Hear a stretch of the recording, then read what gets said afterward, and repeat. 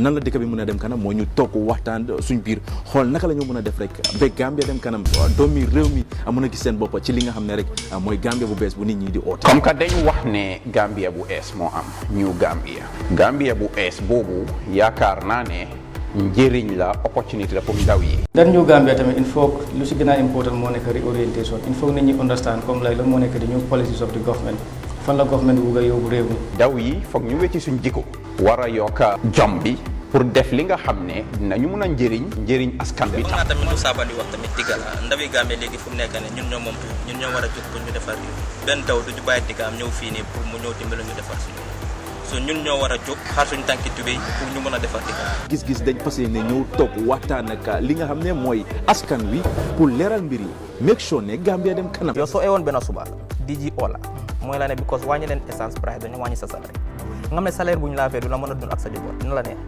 no it's not a question comme like dama mën a neex wala du ma neex. non dama la war a def because nga ne ñëpp Gambian la. it has to be objective. waaw it has but tamit government bi amul benn warut a toog unilaterally without proper consultation muy wàññi driver yi seen pass because dafa affect gars yi seen dunda government bi lu mu war a def mooy mu yombalal nit ñi seen dund. yow man ak ñëpp ñoo si war a jàppal Gambia dem fu ñu ko séentoo.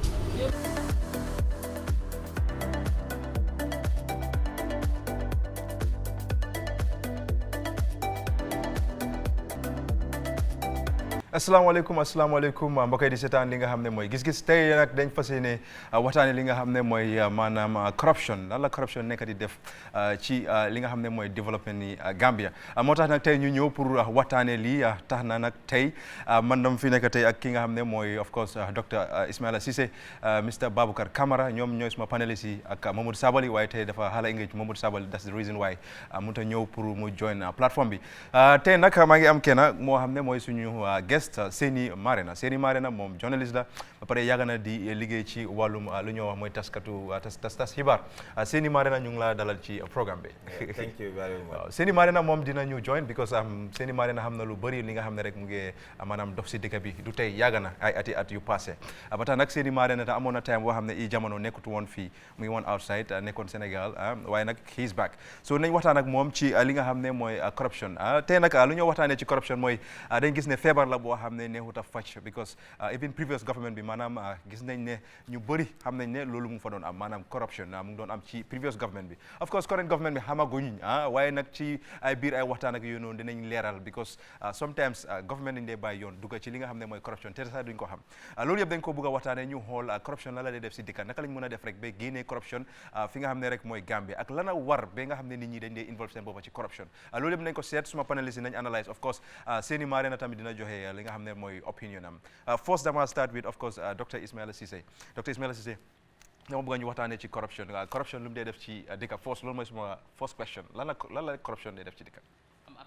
jërëjëf Ansu maa ngi laa nuyu di nuyu suma panéliste yi maa ngi welcome Seni Marena di nuyu ñoo xam ne ñu ngi kër di ñu seetaan foog naa balaa ñoo waxtaan si corruption lu mu dee jur si dëkk ñu xam lan mooy corruption pour ñu mun koo xaamee suñ ko gisee bépp xeetu corruption suñ ko gisee rek ñu mun koo xaamee corruption moo jubadi ak ñàkk a maandu suñ la joxee pour nga nekk si government ngay work si government nga liggéey si nguur mbaa si office mbaa police nga ndax yaay président bi ndax yaay ministre bi si loo xam ne alali nit ñi la alali askan bi la maanduwuloo si ba pare nga jubadi si nga see sàcc wala ngay def ay njuuj jaaj yoo xam ne di nga si am xaalis pour yow sa boppa ak sa joboot ak ñu la toppa mooy corruption bépp xeet nag fu nekk la nekka jógee si kaw ba si suuf te yëpp la ñoo xool façon corruption yëpp la ñoo laal tey lu ko dee cause mooy bari na si African continent bi corruption bari na fi am na dëkk yoo xam ne bariwu fa noonu comme ñooy ay Botswana parce que am nañ système sa mécanisme in place yoo xam ne daf day discourage corruption nga ñëw am dëkk yoo xam ne dafa rampante ay Gambia fii ay Ghana ay Nigeria ay dëkk yooyu ñu ngi jànguwante corruption te corruption lu mu dee cause mooy daf dee tax ba dëkk bi du develop daf dee stop development bi te benn dëkk du develop su fekkee ne corruption am na benn link bu nekk diggante corruption ak under development soo seetee dëkk yoo xam ne ñoo gën a corrupt ci corruption index ñu fa gën a nekk si kaw ñoo de gën a under develop because xaalis boo xam ne nguur gi war na koo jot pour mu jël ko mu développe réew mi xaalis boobu noonu moo dee mujjee si poche yi nit ñi so nguur gi di mën a développe waaye lu ko dee waral mooy ne one inequality in society daf ko dee cause poverty nga gis society boo xam ne ñii am nañ ba ëppale te ñii amuñ dara te xam nga society buñ nekk fii culturally dependency daf fi nekk ay yaakaar yaa ngi liggéey boo xam ne safe bi mutut suñ la fee su weer bu dee sàkku maalo sax mënuloo koo jënda et pare yaa ngi toog si office boo xam ne yaa ngi gis xaalis obviously foog nga tibasi ak yu bari am ne xam naa suñ liggéey si biir waxtaan bi lii dinañ ko leeral lan mooy sa opinion on that lan nga foog ne moo dee tax ba nit ñi di dugg si corruption first ok Ansu fu docteur daaneel rek foofu lay ekkatee soo ko bàyyee xel corruption dafa bëri façon nu nga ko waxee am na lu ñoo ooyee comme like petty corruption moo nekk comme like ñu nu neen is petty comme like nekkul something official waaye even suma diggante yow nga dénk ma xaalis mun naa see corrupt ñu am susu mun naa see corrupt you know pay si jàkka bi ñu ma ami vote bi mun naa see corrupt and so many other areas am na lu ñoo waaye tamit grand corruption moom miin ne comme like corruption bu yaatu maanaam rëy na daal maanaam askan bi seen xaalis la nga tiba si waaw nga tiba ci am na tamit lu ñoo wax tamit of course political corruption boobu moom du ma si dugga bu baax xëy na ñoom docteur ñu nga xam ne seen xam-xam màcc na si ñoom mën nañ see dugga waaye benn tey rek suñu nee corruption façon yi dafa bëri ba pare nekku na rek comme like société rek lay lor ñu moo lor bëri na askan bi soo ko xoolee parce que da nga koo jàng yow yaa ngi xëy suba sax xëy na benn 1005 la moo fayeeku mi ngi war a fay luyaas mi ngi war a fay ndoxi courant mi ngi war a fay bills ba pare office bu mu nekk tamit fay bi motut ba pare tamit soo ko cegee si biti jënd meeg jaay bi nit ñi seen boppam marché bi affaire yi doxul bu yàggul rek maa doon déglu benn vocal waa ji mu ngi try to protest ne fu mu nekkee ni affaire yi dafa sës so fu mu nekkee ni il faut ñu def dara so lii yëpp i xeeti corruption la waaye bu si gën a bon moo nekk ñuy jox la seen alal ba pare nga tas seen yaakaar loolu lu bon la su la foog naa ne tamit seen yaakaar asin comme xaalis bi foo ko war a yóbbu la ko waaw xam nga corruption nekku ne rek comme la yaa ngi liggéey si bunti xaalis da nga ko gis waaye nit ñi mën nañoo ekkati seen xaalis dénk la yaakaar la ngeen ne comme gëm nañu yow ku jub nga waaw interest la waaw with responsibility or whatever ba pare jaralu la ko yoon waaye ñun si luñ xam corruption lu si gën a bëri yëpp dafa am pour do with nguur parce que ñi ñoo amee bunti am yi fii la xaalis bi réew bi di jógee fii la mu dugga fii lañ ko tasaare si askan beeg yëpp so lu ñu si mën a wax moo nekk ne comme like baax na tamit society sometimes lu ñoo wax naan comme like transparency comme nguur gi xam nañ ne lii moo nekk seen budget of course am nañ di right mechanisms comme like the National Assembly to scrutinize them sometimes ñu oo leen kaay lii lañ leen joxoon kaay leen foo leen ko dugal ak yooyu noonu waaye yooyu noonu yëpp du mën a solve problème bi affaire bi dem na ñëw na nit ñi da ñàkk il faut ñu dimbale nit ñi ñu am foog naa ne daal ku am mandu affaire de corruption duñ ko am. doo si dugga first Mr. Marena yow yaa ngi away travel nga to a lot of countries of course so gis nga dëkk yi nu ñu nekk di demee let's say Sénégal because spend nga fa time nu mu tuuti gis nga Sénégal naka la gaa di operate ba pare ñoom neighboring country lañ na ngay compare seen comme when it comes to corruption na nga nekk di compare Gambia to Senegal and other countries in Africa na nga ko nekk di gisee.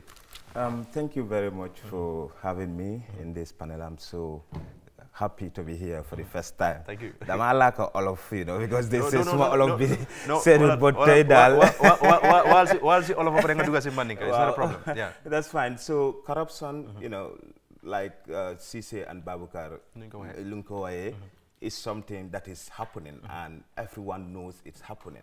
But the question is, how do we stop corruption? Because this is a key question. Lohame, everyone is asking himself. They say governments are corrupt, institutions are corrupt. Yeah, we know people are corrupt, but what makes people corrupt in the first instance? You have to look at that environment first, because so whole corruption is because of that. Africa is not developed. Yeah. So whole Gambia, sir, for the past 22 years. It's because of corruption that, from Nekani Dekabi developed.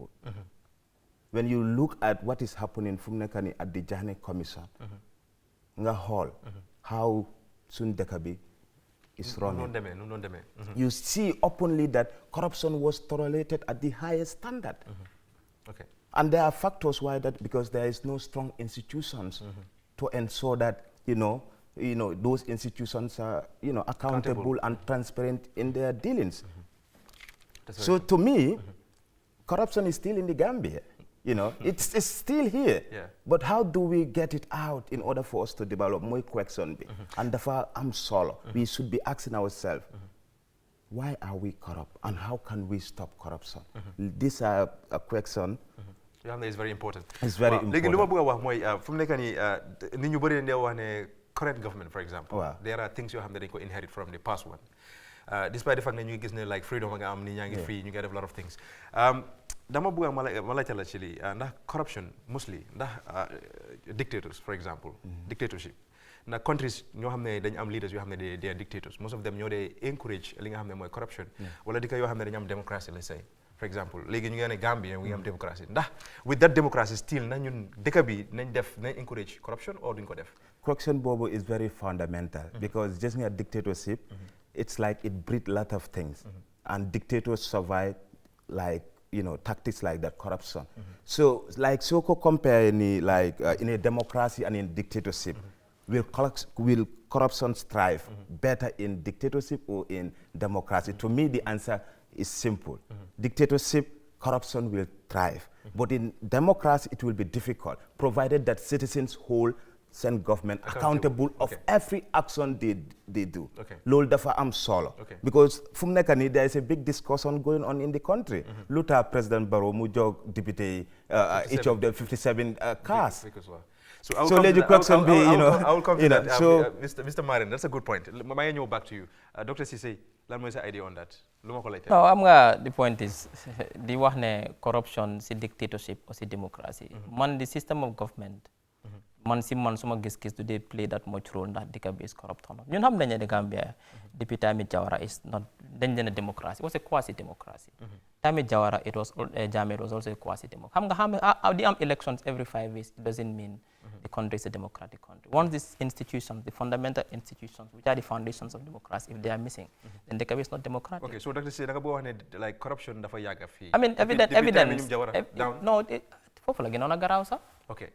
am ñun gisoon nañ tambu tammi Gambia Grand Corporation lañ fa daan def ak yu noonu scandale yu daan am tammi nguuru Jawara we all know about it tammi Jammeh dafa mel ni corruption luñ dañ ko monopolise on tammi Jammeh corruption si daf ko monopolise daf ko jël mu def ko boppam moomu ko moom kenn moomu ko ba pare mu am ñoo xam ne ñoo ko doon dimbale muy corrupt ñooy di waa corrupt by proxy as well ñooñu ngay gis si Jammeh commission bi ñu ngi wax because yow Jammeh su la use ngay def loo xam ne u na la ne yow sa position allow la pour nga def ko you are corrupt as well loolu moo tax Jammeh comme dañ ko war a expand anybody koo xam ne dimbale nga Jammeh su dee butut nga ko dimbale sa mu sàcc sa da nga dem si commission bi te damaa bu wax Barrow the recommendation of Jammeh ko na ko implement to the fullest bu mu yërëm kenn ko ñii xaalis si askan bi lañ sàcc gis nga ñu dimbale Jammeh di sàcc xaalis si Gambie ñoom ñoo jongla si ñu doon dimbali rey nit ñëpp a am amul benn différence ko ñoom ñoo ñu rey dañ ñu rey naka la ñu reyee mooy ne xaalis buñ dimbalee Jammeh pour mu sàcc ko xaalis boobu moo waroon a jënd oxygène max si hospital bi moo war a jënd ma ci hospital bi ak yoon ak garab yu amul because yaa ngi dimbalee Jammeh pour mu sàcc mu ngi balaa nga ma laaj beneen question rek mbokki soose yi ma wax leen tey lu ñu wax waaw bi mbe bi kacala wolong tilimbalya mala mol mi alon ko be du ko la man sakunda to ka tilimbalya si fam yalon ko man sakunda kodo yata yake tati ni yata yake tati wolong kin ka suñaro anon ka min folong corruption o tubabul ka fa corruption o tilimbalya be man sakunda do labir ka bo sante fo duma bimbe wala kaca bin be tilina wolong ko munatinna tilimbalya ka man sakunda kono kodo bundala andon seni mare na question kirin jinin kaja mi alo ngamara binda ka fos koleto wolong mbe corruption o bayla nyaade le banko ngam bawon tolbe da kortale ko corruption o nabe banko buka yurwa abukata nyaat parce que man sakunda nyana ka kodo minta pour ka banko yurwande kadundi molla jata kandato kadundi molla karam bundato wo kodo wo kanala ba molla la poso kono mol mi alon ko ake fanson hajo le jaral so bimbe wo kacala andon ngalo nyaato de man ni fanan kata tamte dawda rek memur nan demari ngoto nga faale ko baraka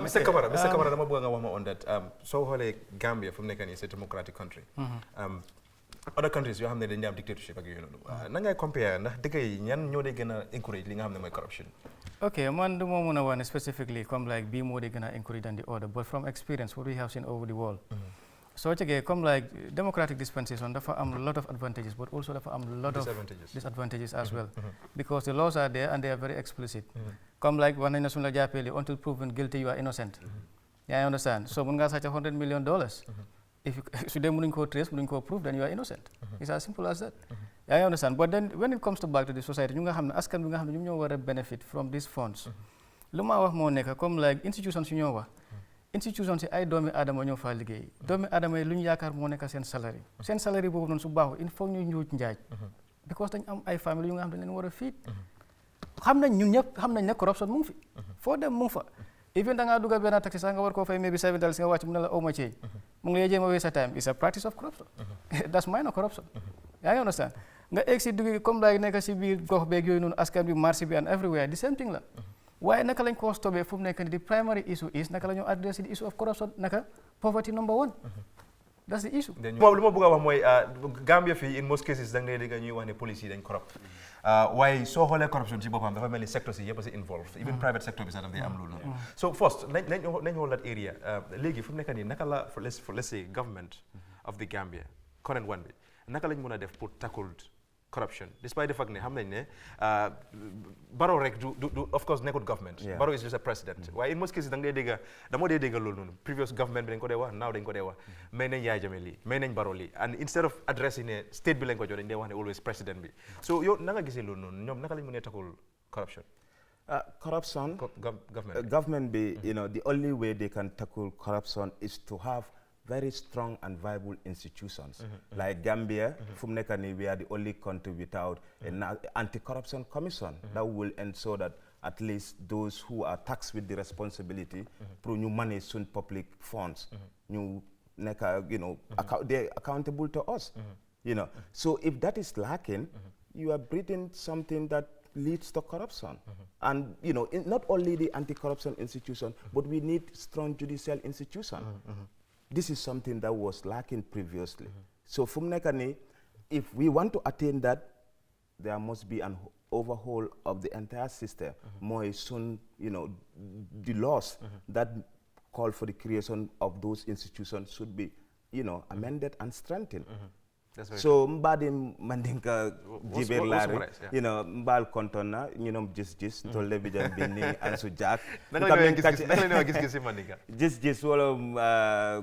nakala no c'est bon it's okay gis moy kaje nyami nka nyoje nyami so ni ansule bi jang kamen kacha worom corruption oti abem batandila nyami to Gambia banko nalo ne corruption fenati me alon ko ay sate jamale tinya adun sato mukatano nyato ni manyim bondi system o ko asiatale so na moy Dr. Cissé Kafo ko corruption on fenati me alon ka ameta janne kabrin jawra time corruption o be kerin barin kata nyamin a corruption o sembo ka wara wala nyam so sayin tolbe mune keno la kaje ko nanyim bondi nan singlo aka because najel ni man singlo aka ntitano nyato first Mr. Seni Marena bayma ñew dañu dem with kaddu askan wi vox pop with Seynabou Diagne because dafa am leen lo xamne ma ngi defal ben research ma gis ben ex how to call it ben ex chief minister bo xamne mi ngi nek India for example am ko just said in 2004 for example mi ngi amone $400,000 ci account am in 2008 within four years ñu gis ne mi ngi am $13 million and then lii daf they happen in the Gambia and other countries of course ministers yu bari dañ involved in such kind of cases waaye fu mu nekk nii am happy ne Gambia léegi ku def dara rek ñu wax and plateforme bi moo tax ñu jóg so nañ dem ak kaddu askan wi suñ demee si kaddu askan wi suñ dellu see ñu continuer waxtaan bi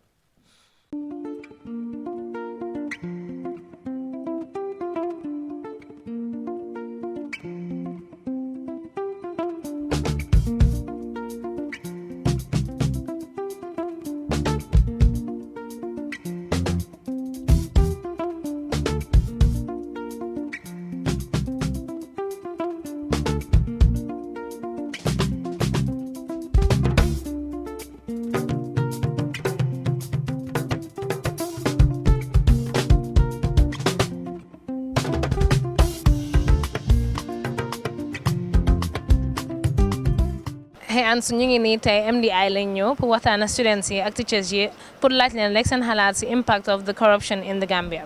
Corruption on doku bundal to ni ajibe wo asiata bakela like molka corruption ol kejel mi al noko amanke ila fionte masa kundala fionom kana ke fontate because ni ke fontate amanda ko mbangu dun la balkala min nyanda ke munafala ite munafanolal ko masa kundala bunda jama bijeto nyaton koli imka wasa ni ma wasa do ka masala fewnata e ka ke fansuntate ado wala ka problem mo nyis yande so e bayela ko man sakondala fewn anyanta yusla man sakondala ko lo kunna même mum itala fewnte kanaw ne do ko bundala ko kaf nyoma because ni ajibe corruption o ni tara ajibe bunda jamalam abe jeto non to aka man sakondala do ko bundal aka samba ko mala ko ni ajibe banko kan jang Gambia ma wara bare men nyanta ka dum man sakunda kuna ni nga dundi jeto tuma do be nyata ta soto la jel ba ni nga je ko nyimo man sakunda la fionda adiata nya nyame ba kala nyal so e bayela ko at least we are not loyal to the state, and when we are not loyal to the state the country cannot move forward. We should make sure at least this Gambia belongs to everybody, and we should make sure you contribute your quota to the national development, which is there to move the country forward. But when we say this belongs to the government, let me abuse it, like we are doing I'm doing management courses, like abuse of power, political interference, so on other things. So if I like sifal jama bije ka banko samba komal fonga kata mansala fengu menti nga dundi mansala bundal kunna mem mon tatati ngodundi te fonta kunna banin ko mem mansala fengu tala nga ka fonta tam banko nyanta banko te mufla kata nyato so mo kola ku balati corruption on kono. Well, corruption globally is not be something accepted, and then looking at the situation in Africa, corruption has affected us a lot, and it always have a very, very, very negative impact in any country. Nobody would support corruption, to be honest, and I feel over the years, Gambia, we've been so much disturbed because of corruption. So for this country to be corruption-free, we have to avoid collusions, avoid avenues that will encourage people to be corrupted. And I think people should be more informed about their responsibilities as citizens. They should be more patriotic and respect their different responsibilities in organizations. If you have been given a position in an organization, you should understand that it is the public that entrusts you to handle that position. So you should be accountable, whatever position that you are handling. So I think people should understand this. Once we understand, we would be developed easily, and we would live a corruption-free Gambia. Okay. Yeah. Corruption, it's a serious vice. Bawut si deka buneka saka sun deka bu tuuti bi Gambia. It has devastating effect in all facets of our lives.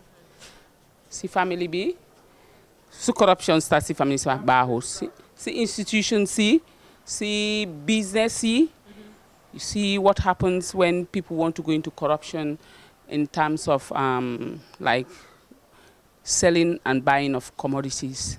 We increase prices unduly. That's a form of corruption. We see how it affects us, the ordinary citizen. We have policies in this country. People come out with very good policies, but at the end of the day, corruption spoils it. People go into intermediary collusions, get to bribe one another to get what they don't even deserve. That's not a good sign. It doesn't help the country as a whole. And we've seen it happen everywhere. It has never worked. It has never brought positivity into a system. It only destroys.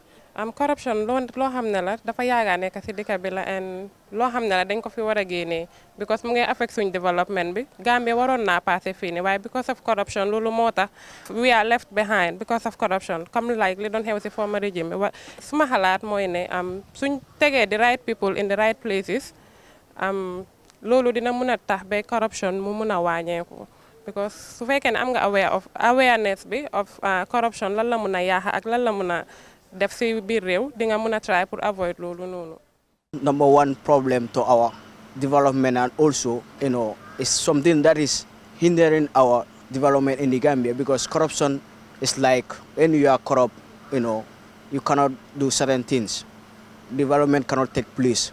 ok ñun ñëpp a ko déggandoor waxtaan ñoo students yi wax nañ ñu tamit seen xalaat ñu ne corruption bi daal lañ war a seet nu ñoo def rek as a whole country pour ñu mën a seet rek nu ñoo defaree dëkk bi ok ñoo ko déggandoor jërëjëf si sama caméra lii di bi Janké Dramé ak waaw ñu ngi leen di dalal baak ci waxtaan bi gis nañ li nga xam ne mooy ni ñu nekk si biti lu ñu doon wax ci kaw li nga xam ne mooy corruption because comme ni ma ko waxee rek dafa am benn research boo xam ne ñu ngi ko defoon gis ne Gambia out of 175 countries Transparency International organisation la boo xam ne ñoom ñoo responsible of that dafa am report bu ñu joxoon ñu ne out of 175 countries Gambia si ranking bi 145 lañ maanaam Gambia dëkk la boo xam ne corruption mu ngi fi dëgga dafa mel ni out of 30 countries rek lañ xaw a tane si kaw loolu nag moo tax tey ñu bugg a waxtaanee ñu xool naka la ñu mën a def rek ba wàññi corruption because dañ leen ne most of the time countries yoo xam ne they well developed duñ dee am li nga xam ne mooy corruption waaye dëkk yoo xam ne they developing countries ba pare tamit ñu ngi am poor management for example amuñ leaders yoo xam ne dañ dee make sure ne ñu def xaalis yi fi ñu ko war a def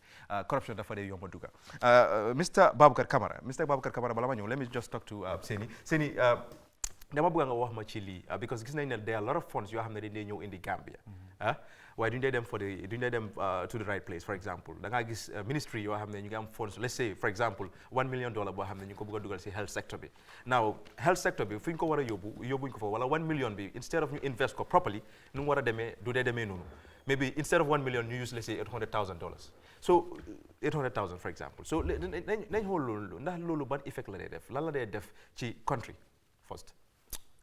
It's simple. People will get poorer because the money meant for them is diverted to places that is not meant for. So at the end of the day, more people will get poorer and the rich will get richer. So the gap will be always, there will always be a gap between them. So as I said, how do we avoid that? There must be transparency.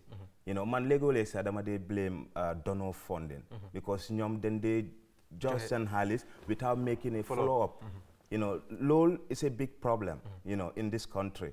But from nekani, as I said, institution tamin, then you are gao nyao, pro ñu mëna xam any money that is meant for poor people, follow them. That's very, very fundamental. LOL, dafa am solo.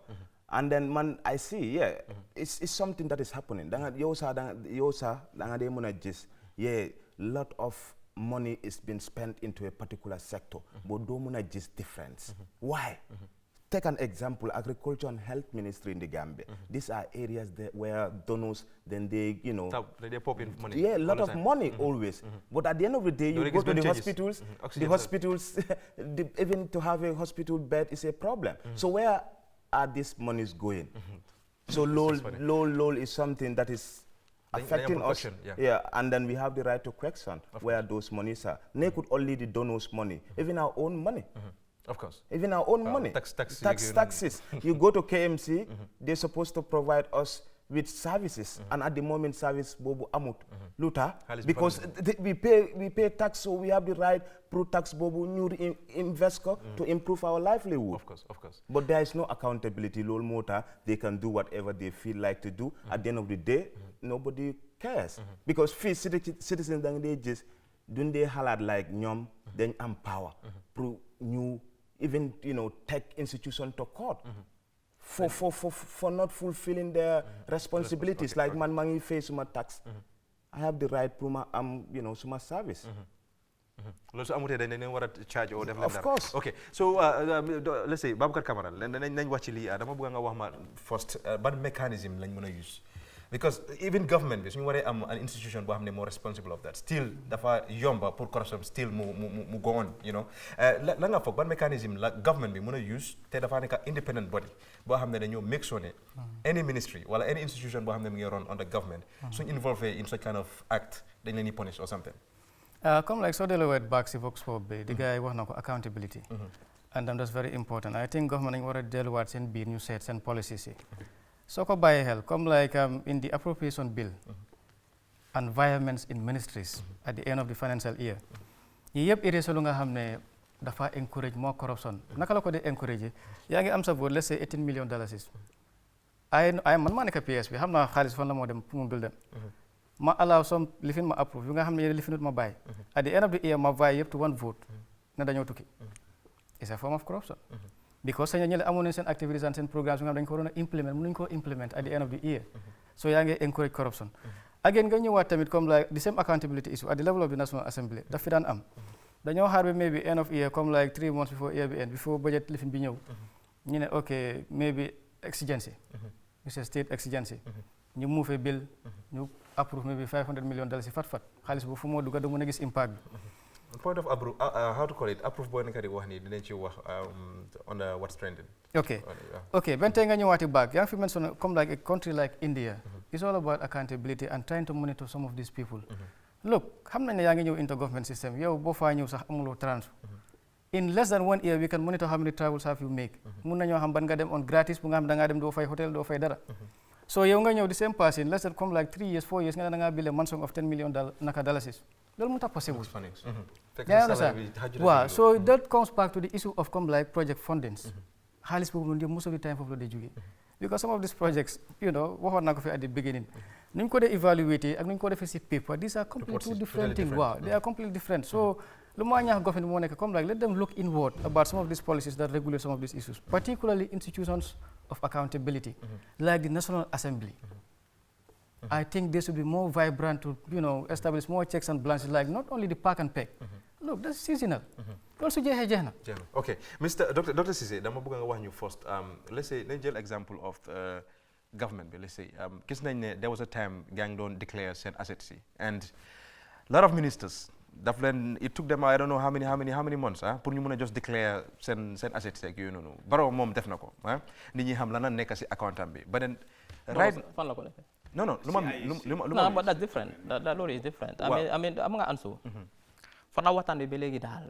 man daal des na tuuti because li xew mooy ne dafa am kii question bu mu laaj mooy ne naka la ñoo fight corruption maa ngi ñëw foofu noonu dinañ egga foofu noonu waaye lu ma bëgg a wax mooy fii is very important gars yi declare nañ assets of course ministers yi kenn déggul na declare nañ or not waaye dégg naa ne declare nañ is it right ne ñoom of course dañu war a publish li nit ñi xam wala dañu war a of course waruñu ko disclose because suñ ko disclose tamit xam nga bala man sa question dama bëgg a affaire si leer si weti corruption pour askan wi understand ko société Gambia tey ñaari façon corruption moo nekk di jaaxa Gambia mooy corruption si civil service bi ak high political level corruption te ñaari yëpp la ñu war a fight simultaneously ko ñaari yëpp ñu ngi yaa askan bi anjël civil service oo ñaari façon corruption moo fa nekk monetary corruption ak functional corruption corruption boo xam ne yaa ngi jubadi si mbirum xaalis ak corruption boo xam ne yaa ngi jubadi pour def sa liggéey sa boppa te société Gambia fii nii tey am na ñu dem liggéey 8 la ñu war a start duñ egg si liggéey ba 8 ba 9 su ñëwee ñu ngi wàcc dem uti ndéewoo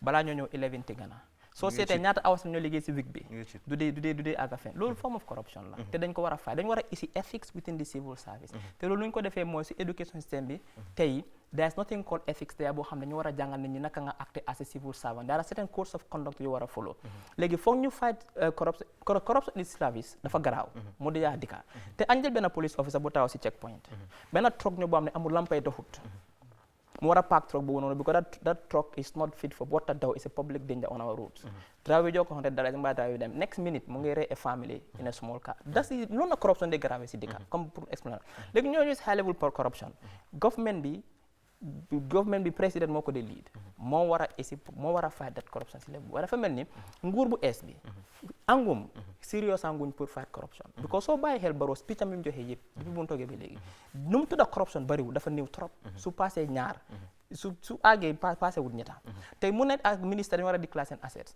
waaye mu ne soo ko déclarer dafa nekk public yow naka nga waxee ne yaa ngi déclarer sa assets in a public body in the ombudsman but assets boobu warta nekk in public so loolu noonu something is wrong for government is serious in fighting corruption da nga war a understand ne tey Africa du Gambia rek de there's a high premium in political power tey képp ku bugg a jeeku te sa xam-xam soriwul the easiest way pour nga enrich ba mën nga join politics te foog ñu fight loolu noonu ñu fight politics si civil service bi fight corrupt civil service bi fight corruption si high political level bi te nu ko série mari na waxee mooy ne naka la ñoo fight corruption am na ay formula boo xam ne c'est very easy formula suñ ko injecté si système bi léegi corruption dañ si ok nañ ñëw back to that Seni Marina fu mu nekk nii dafa mel ni time bi taxu ko bëri but I think I have to make this thing very clear ne ñun nekkul fi pour any political party nekkul fi pour previous government bi nekkul fi pour current government bi that's the reason why ñuy def gis-gis bi dañoo joxee suñu opinions of course periods lañ so it's important pour gars ñu understand loolu Seni dama bëgg nga wax ñu first naka la ñoo fight quickly naka la ñoo fight corruption ban mécanisme lañ war a use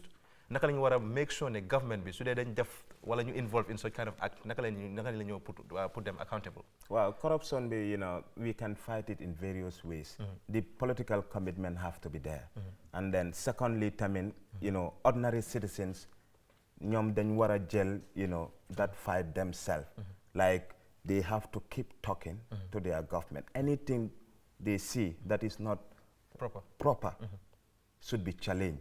And secondly, there must be access to information. Gambia still now laws, they encourage corruption because countries like Liberia, FISA, they have what we call Freedom of Information Bill. Bobu Gambia fu mu nekk nii there are plans pour ñu am ko. Already dañ am stakeholders conference. So bobu su amee like you Ansu Jack can walk into an office and demand for public record. Yes, because the constitution provides for that. You know, so by doing that, the politicians will be afraid. Look, anything we do, people will know. So LOL is a way that we can fight. And secondly, Tamin, si affaire anti-corruption agency dafa am solo su deka.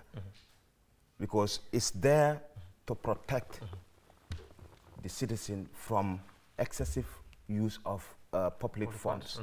This is happening even in Dakar, Senegal, where I live. But Dakar, the more they get developed, the more likelihood that there will be corruption. Because so look at even the case of Nawek, send bidding system in terms of fuel. It's only one bidder. Why that? Because it brings low corruption. It should be open. So low, you know, affair corruption. And how do we stop it? We must have strong institutions. And we must have informed citizens. Because if citizens are not informed, don't want to claim for your right. So low motor just it's our opinion, as you said. So source like this should be encouraged. Through new ham. What is important to build a nation, especially a nation that is broken for the 22 years. Okay, so from there, luñ time mu desee bëri wuñ nañ dem quickly wax ñu naka la ñu mën a def bañ fight corruption, then after ñu shift move to what's trending. Nañ dem. Ansu number one nu ma la ko waxee woon comme la il faut ñu fight poverty number one. Il faut ñu fight bépp gàllankoor bu nga xam dafa tax nit mu ñàkk si dëkk bi dañ ko war a increase. Waaw you know do ça ba pare tamit ñu inform nit ñi ñu jàngal leen jànga comme ni ko waxee from the beginning ethics is important. Even so, in the constitution, around page 224, around that end, the codes are there. It's general, which means it's general. It's applicable to any institution, any individual working in public service. So, so while I come like these two fundamental things are very key. One, we inform you, we will learn bunte, you muna am, so amute dafa difficult for you by corruption. Mu yow mu man mu kenen, nañ wax dëgg. You know, number two, tamit il faut tamit nit ñi xam ne su ma defee lii mun na ma see fekk. Wow, that's very important. Dr. Cissé. First of all, education. Dañu war a reorient nit ñi mu ñu change suñu attitude towards naka la ñoo liggéey suñu nekkee si palaas yi nguur. Mooy wax ne lu oo xam ne alali nguur la alali mbooloo la du sa alal. But the most important thing is saa wax na lu important mooy anti-corruption agency, anti-corruption movement si. But yooyu yëpp soo gisee ñu ko am fekk corruption moo raay. Man always like suma waxtaani fii man prevention is better than cure. Lu ñu war a def mooy ne te képp koo xam ne yaa ngi liggéey dañu war a use lu am carrots and sticks. Mooy dañoo laaj incentives sooy liggéey nañ la fay bu baax jox la lépp loo nit loo xam ne asili but tamit suñu la téye nga corrupt then you make sure the punishment is harsh so human beings are rational soo amee the choice ne yaa ngi amee job boo xam ne is a well paid job am nga all the incentives mu wóor la ne fu mu nekk ne suñu ma téye di minus the slightest corruption infringement mën na ma jox 30 years in prison obviously doo si so obviously foog ñu ñëw foofu noonu ñu seet naka la ñoo mën a create laws, create agencies, create institutions so xam ne dina fay ba pare make sure ne tamit ñu di xam nga fu mu nekk dafa yomb pour nga korop because xaalis da ngaa toog benn office ñu nit ñu la fay xaalis obviously xam nga foog ñu am institution xam ne doo gis xaalis ku war a fay fine da nga dem si banque pour nga fay ko ku war a fay anything lu war a fay nga dem si pour nga fay ko so foog it's a complex thing foog nga am nga toog nga am an idea whole society bi xam ba mu façon corruption moo fi nekk pour nga mën a come with a formula naka la ñu mën a fight corruption duñ ko war a def tey of 2-3 years but xam naa ne within 5 to 10 years su fekkee ne am nañ political commitment comme ni ko saa waaye mën nañoo fight corruption. ok so fu mu nekk nii amatuñ time dañoo dem what's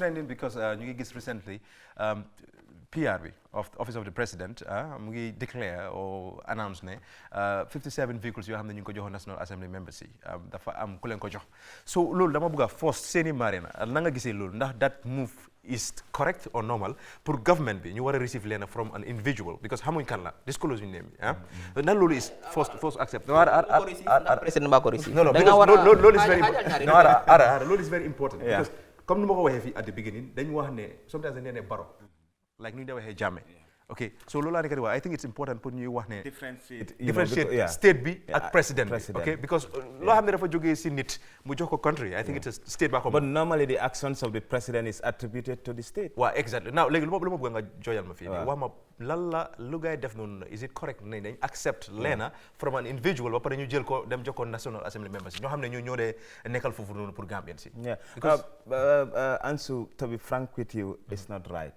you know, because when we say new Gambia, it should be new attitude, and then we must be transparent in our dealing. Because so holy for the past 22 years, there was nothing like transparency. Jammeh, he came in 94, and first slogan, more accountability, transparency, probity, and whatever he calls it. But at the end of the day, he was the most corrupt person in this country. Okay. So why this government is not learning from what happened? Because man, you know, you cannot give me a donation that I don't know where it come from. Now, legally, Seni Marina, 57 vehicles you know, individuals, there must be an interest. Yeah. For more interest. Yeah, For more interest. Either dafa nekk businessman boo xam ne dafa bëgg invest in the Gambia, or mu nekk kenn koo xam ne dafa am own interest am. Pour mu mun a jënd government bi. So léegi nañ wax ci loolu quickly. It's not correct, yeah? Bahut. No, Bahut, it's not so. Now, ñu jëlee 57 vehicles yi ñu jox ko National Assembly. Is it correct? There is a complex situation here. There should be transparency in the way and manner those vehicles were given. Okay. So, and the National Assembly members should also question why is the state giving them. But look at this mindset. The last previous regime, National Assembly members go to work without a car.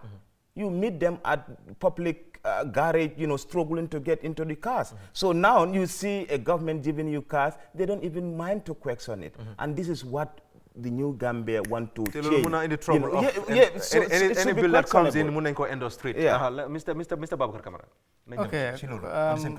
Okay, correct na correct.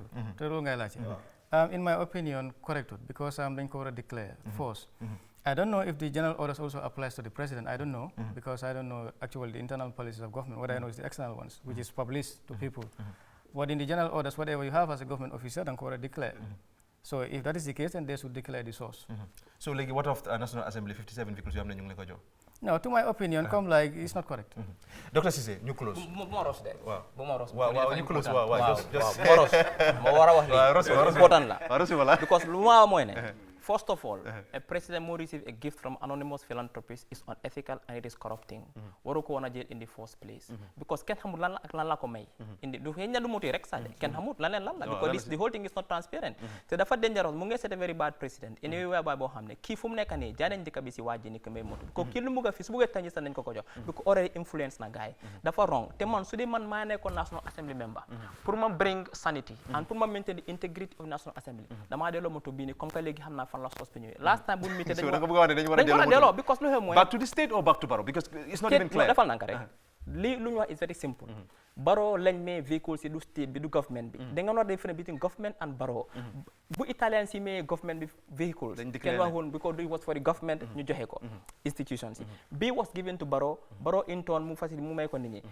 National Assembly pour ñu create integrity for the National Assembly dañu war a delloo vehicles yi. Te ñu wax Adama Barrow ne President, do you receive private gift from businesses? Because you are too close, you should not be too close with business. Gis nañ Jammeh def na ko fi, yaa ngi commission of inquiry. Lu ñoo bañ mooy nekk commission of inquiry beneen government. Gaa ñëwaat foofu, so dañ ko war a lii dañ ko war a condemn. National Assembly dañ war a delloo moto yii nii, because moto yi nuñ ko amee amuñ ko si yoon. Dr. Cissé, thank you very much. Fu mu nekk nii time bi meetu ñu ko Babakar Kamara, thank you very much. Seni Marina, thank you very much. I'm very happy to have you on board. Fatou Diagne Mbaye, of course, Diouf ak Talib Jiba ak Pamatar Diagne, all of them, team bi Seynabou Diagne, ñu ngi leen di thank, of course, Mr. Mamadou Sabali mi ngi busy tey moo tax mënu ñoo join ak John Signan moom dafa travel. Ne leen gis next Friday inshallah at the same time ñu waxtaan ak leneen loo xam ne mooy maanaam yëngal dëkk bi nañ dem. Thank you very much.